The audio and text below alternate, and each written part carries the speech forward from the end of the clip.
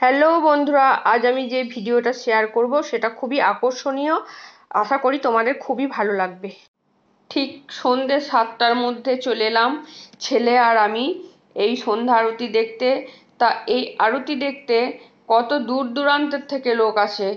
এই আরতি এত সুন্দর, এত সুন্দর, মানে কি বলবো, ভাষায় প্রকাশ করা যাবে না। মনটা একদম তৃপ্তি, পবিত্র হয়ে যায়, যেন স্নিগ্ধতা লাভ করে। তো এই আরতি যদি তোমরা একবার দেখো বন্ধুরা, বারবার তোমাদের আসতে মন হবে। তো এটা আরতিটা হচ্ছে কোপাই নদীর তীরে, একদম নদীর গায়েতেই। এত সুন্দর আরতি করার ভঙ্গিমা, একসাথে সব ব্রাহ্মণ পণ্ডিতরাই চামর নিয়ে কখনো আরতি, কখনো পঞ্চপ্রদীপ নিয়ে আরতি। তো এত ভালো লাগে না, মনটা মুগ্ধ হয়ে যায়। তোমরা দেখতেই পাচ্ছ কত সুন্দর এক তালে ভঙ্গিমা, একই ভঙ্গিমায় সব করছে। পাশেই রয়েছে কঙ্কালী মায়ের মন্দির, যেখানে আমরা প্রত্যেক চৈত্র মাসের সংক্রান্তিতে পুজো দিতে আসি। আর ওই দিনটা প্রচুর প্রচুর পরিমাণে ভিড় হয় আর মেলা বসে। দেখছো পঞ্চপ্রদীপ নিয়ে কেমন একই ভঙ্গিমায় আরতি করছে। তো বলছি না, এত সেদিন গরম ছিল, তাতেও গরম আমার মনেই হচ্ছে না। এত মানে মনটা মুগ্ধ হয়ে গেছে আমার, দেখতে দেখতে কি ভালোই না লাগছে। প্রতিদিন ঠিক সন্ধ্যা 7টায় এই আরতি শুরু হয়।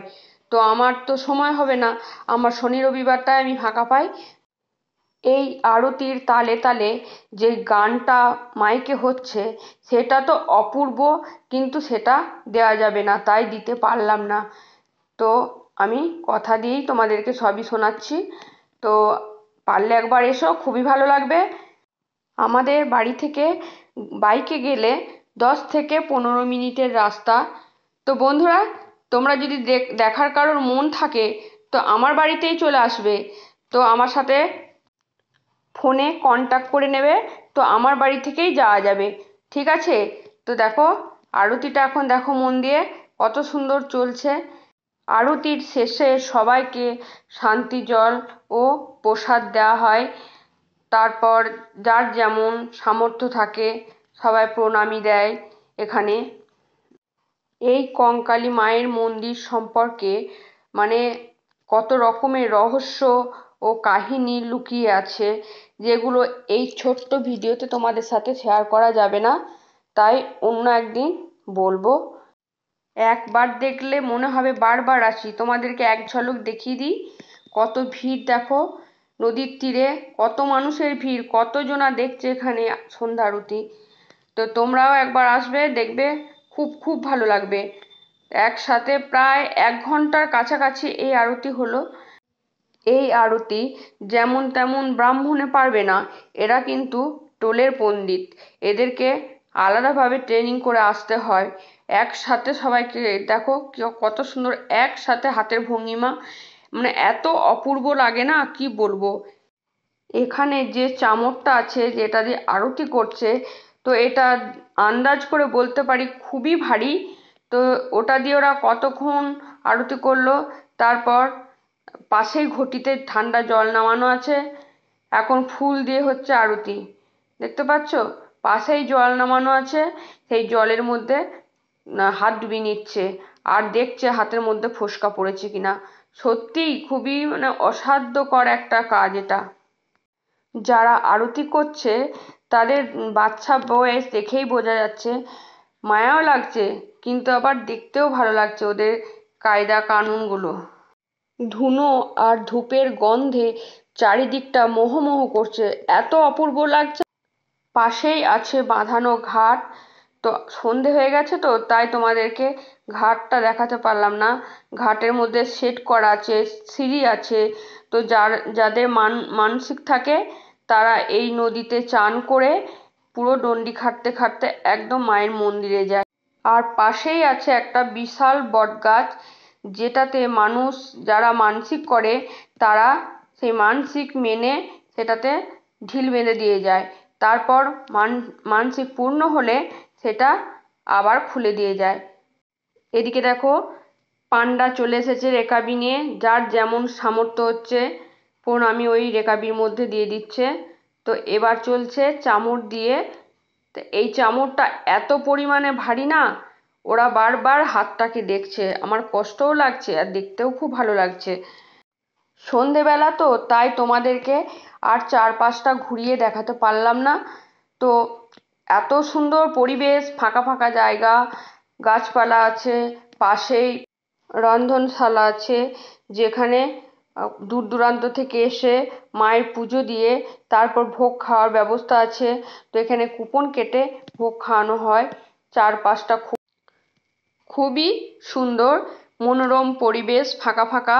তো যদি কেউ কখনো ঘুরতে আসে এখানে, তো মোট কথা আমি বলতে পারি সে বোরিং হবে না। কত অপূর্ব লাগছে দেখো, ফুলগুলো ছুঁড়ে ছুঁড়ে নদীর মধ্যে ফেলছে।